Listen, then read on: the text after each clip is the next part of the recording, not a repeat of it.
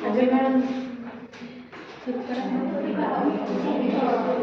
Fact feeding मिल गया during the first year of life, जब यानी कि जब बच्चे का जो पहला साल होता है तो माँ की जो फीड होती है वो बहुत ज्यादा जरूरी होती है बच्चे के लिए ग्रोथ एंड डेवलपमेंट के लिए, उसको न्यूट्रिशन देने के लिए, ठीक है। वो माँ की फीड के ऊपर ही डिपेंड रहता है मोस्ट ऑफ। ब्रेस्ट फीडिंग क्या होती है कल बताया था आपको, दोबारा से बताने की नीड है। ब्रेस्ट फीडिंग क्या होती है?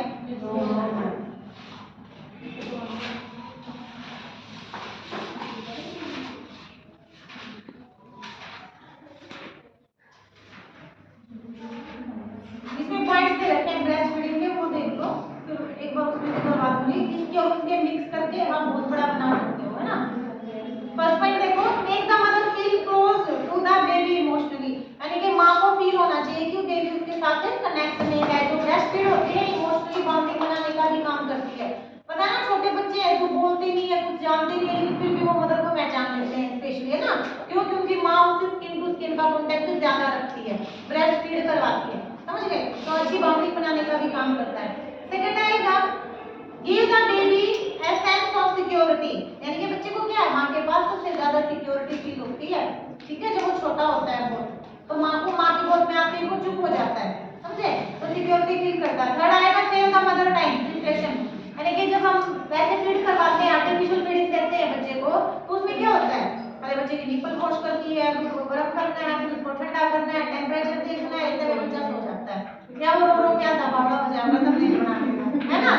तो जो मदर मिल्क होता है जो उसमें किसी भी प्रिपरेशन की नीड नहीं होती कि हमें तैयारी करने की जरूरत नहीं है।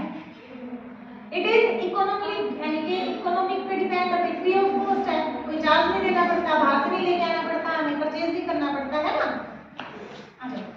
Protect the child from the communicable disease, बच्चे के जो मिल्क होता है उससे आईजीजी और आईजीएम जो इम्यूनिटी को इम्यूनोग्लोबिन होती है इम्यूनिटी को इंप्रूव करने के लिए वो सारी की सारी मदर मिल्क में प्रेजेंट होता है, ठीक है। तो बच्चे को ये इम्यूनिटी देने का काम करता है और जितनी भी कम्युनिकेबल डिजीज होती है उनसे ये बचाने का भी काम करता है। अब क्या पता जो मिल्क आर्टिफिशियल फीड दे रहा है बच्चे को क्या पता उसको खांसी जुकाम बुखार क्या है, तो बच्चे भी कांटेक्ट में आते हैं। लेकिन जब मदर अगर हेल्दी है तो बच्चे को कम्युनिकेबल डिजीज होने के चांसेस नहीं होते हैं, समझे। Protect the child from the intestinal upset as the breast milk is sterilize, यानी कि जो मां का मिल्क होता है वो पहले से ही स्टेरिलाइज होता है, उसको उबालने की या उसके बैक्टीरिया को किल करने की जरूरत नहीं होती है। इसलिए जो इंटेस्टाइनल इंफेक्शन होता है ना बच्चे को डायरिया वगैरह होते रहते हैं बाल को, क्यों होता है? क्योंकि वो बाहर का खाना खाता है, बाहर से तो ऑर्गेनिज्म भी जाएंगे बॉडी के अंदर, तो जो मदर मिल्क होता है वो क्या होता है पहले से ही स्टेरिलाइज होता है, ठीक है, इन्फेक्शन से फ्री होता है। नेक्स्ट पॉइंट है the mother nipples the satisfy the sucking reflex, यानी कि जो बच्चा सक करता है ना तो बच्चे की जो थंब सक्कर होते हैं उनकी भी आदत छूट जाती है जो मदर मिल्क करवाती है, ठीक है। और जो बच्चे की मसल्स होती हैं जो ये वाली बच्चे की मसल्स होती हैं वो भी बच्चे की क्या है स्ट्रॉन्ग बनती है, यानी कि बेबी को एक एक्सरसाइज भी मिलती है। एड यानी कि हेल्प करता है involution of the uterus, uterus को भी इसके अंदर इन्वॉल्व किया जाता है क्योंकि जो मदर मिल्क जब जो ब्रेस्ट फीड करवाती है ना मदर उनको प्रेगनेंसी होने के चांस भी बहुत कम होते हैं, क्यों? क्योंकि उस टाइम पे एस्ट्रोजन और प्रोजेस्टेरोन हार्मोन अच्छे से नहीं बन पाते, ठीक है, तो प्रेगनेंसी के चांसेस भी कम रहते हैं उस टाइम पे। नाइन्थ है इसमें breast milk is at correct temperature, temperature पे बिल्कुल करेक्ट होता है जितना बेबी को नीड होती है, ना ज्यादा ठंडा होता है ना ज्यादा गर्म होता है, ठीक है। breastfeed baby is said to have better tissue and bone development and resistance to infection, यानी जो माँ का दूध होता है बच्चे की ग्रोथ एंड डेवलपमेंट के लिए बिल्कुल सही होता है, ठीक है, इन्फेक्शन से बचाने का भी काम करता है और जो उनके टिश्यूज होते हैं बोन होती है उनको भी ग्रोथ करवाने में हेल्प करता है, समझे। अब कुछ इसमें दे रखे हैं कॉन्ट्राइंडिकेशन, भाई ये कौन सी ऐसी कंडीशन है जिसमें ब्रेस्ट मिल्क नहीं देना चाहिए? माँ डायबिटिक है, माँ को कार्डियक है, रेनाल है, ठीक है, ऐसे में तो प्रेगनेंसी के लिए भी माँ को मना किया जाता है अगर ये डिजीज मदर को है तो, ठीक है। माँ को कोई कम्युनिकेबल डिजीज है, इन्फेक्शन है, टीबी है, एड्स है, तो ऐसी चीजों ऐसी सिचुएशंस में क्या करते हैं हम ब्रेस्ट मिल्क के लिए अवॉइड करते हैं, ठीक है, तो आर्टिफिशियल फीड करवाया जाता है ऐसे में। और सेकंड निपल क्रैक हो रखी है, किसी टाइप का कोई डिस्चार्ज निकल रहा है, ठीक है, परफोरेशन बनी हुई है, तो ऐसी सिचुएशन में हम बिल्कुल मना कर देते हैं कि ब्रेस्ट मिल्क नहीं देना है बच्चे को, ठीक है। तो ये सारी चीजें हाँ बच्चा क्या है cleft lip and cleft palate, कई बच्चे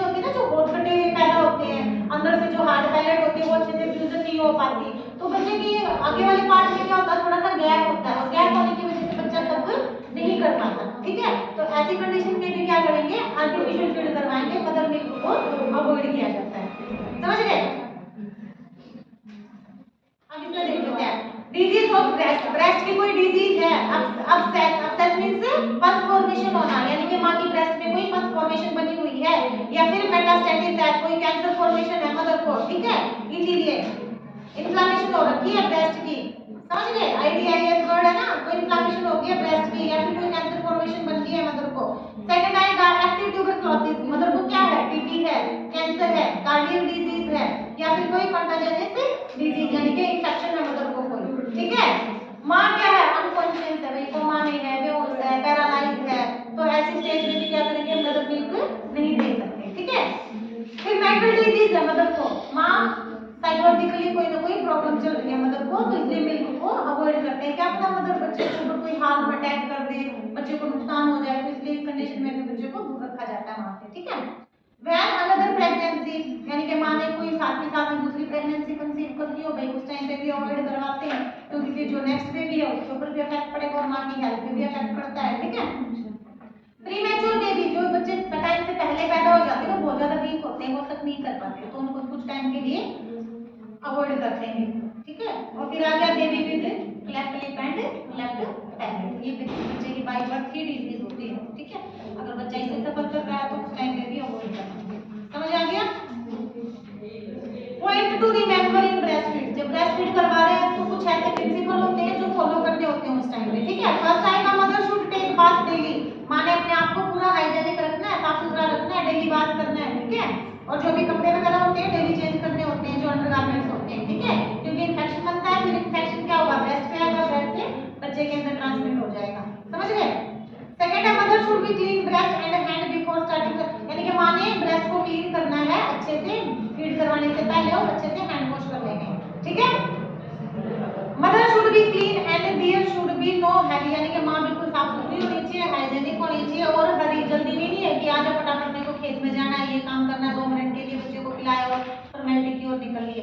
मां को भी उस टाइम पे पॉइंट एनवायरनमेंट देना, बिल्कुल शांत वातावरण देना और बच्चे को। ठीक है, ताकि अच्छे से ब्रेस्ट फीड हो जाए। समझे? फिर आएगा mother and baby should be in comfortable position, मां और बच्चे को दोनों को कंफर्टेबल पोजीशन में रखना है फीड करवाने से पहले। The feed should be given the frequent at regular time, ना तो ओवर फीड करवानी है ना अंडर फीड करवानी है, ज्यादा फीड भी नहीं करवानी कि हर 15 मिनट में फीड करवाया जा रही है मां। ठीक है, और ये नहीं कि 3-4 घंटे का गैप हो गया है, तो ना ओवर होना चाहिए और ना अंडर होना चाहिए, तो एक जो टाइम इंटरवल होता है वो बिल्कुल रेगुलर इंटरवल पे होना चाहिए कि हर 1-1.5 घंटे के बाद फीड करवानी है, या फिर बच्चे की डिमांड पर फीड करवानी है। ठीक है, the maximum time of feeding, तो 20 मिनट का, फिर 10 मिनट का, इस टाइम से बच्चे की एज के ऊपर भी डिपेंड करता है। समझे? एयर शेलो विद मिल्क, मैंने अभी भी आपको बताया था कि फीड के साथ साथ बच्चे के अंदर क्या आती है, एयर भेज ली जाती है, तो फीड करवाने के बाद बच्चे की जो बैक पे हम उसको रब करते हैं ना, वो बहुत ज्यादा नेसेसरी होता है, जो प्रिवेंट करवाता है रिफ्लेक्स से। ठीक है, वोमिट होने से प्रिवेंट करवाएगा, रेस्पिरेटरी डिस्ट्रेस जाने से प्रिवेंट करवाएगा बच्चे को, तो ये सारी चीजों को फॉलो करना है। नेक्स्ट है baby should be dresses in clean cloth, यानी कि फीड करवाते टाइम बच्चे के जो टॉवल वगैरह यूज करना है, हैंकी यूज करना है ना, वो बिल्कुल क्लीन होना चाहिए उस टाइम पे। ठीक है, the educate of breast feeding can be determined by the weight gain, यानी कि जो ब्रेस्ट फीड होता है बच्चे को वेट गेन करवाने में, उसकी ग्रोथ करवाने में हेल्प करता है। ठीक है, तो ये सारे पॉइंट फॉलो करनी है ब्रेस्ट फीड करवाते टाइम। समझ गया? और ये मोस्ट इंपोर्टेंट है भाई, सीएचएम में भी सेम ही है, उसमें से कर लो, चाहे इसमें से कर लो, बात एक और एग्जाम में आता है, इसको इग्नोर मत करना।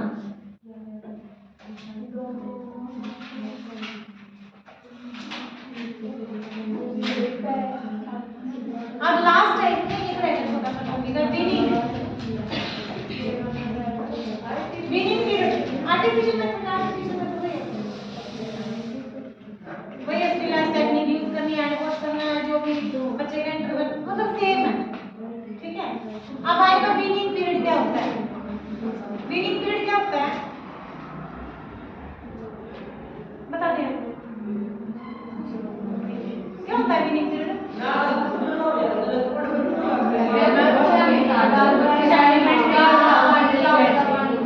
जब माँ के दूध के साथ साथ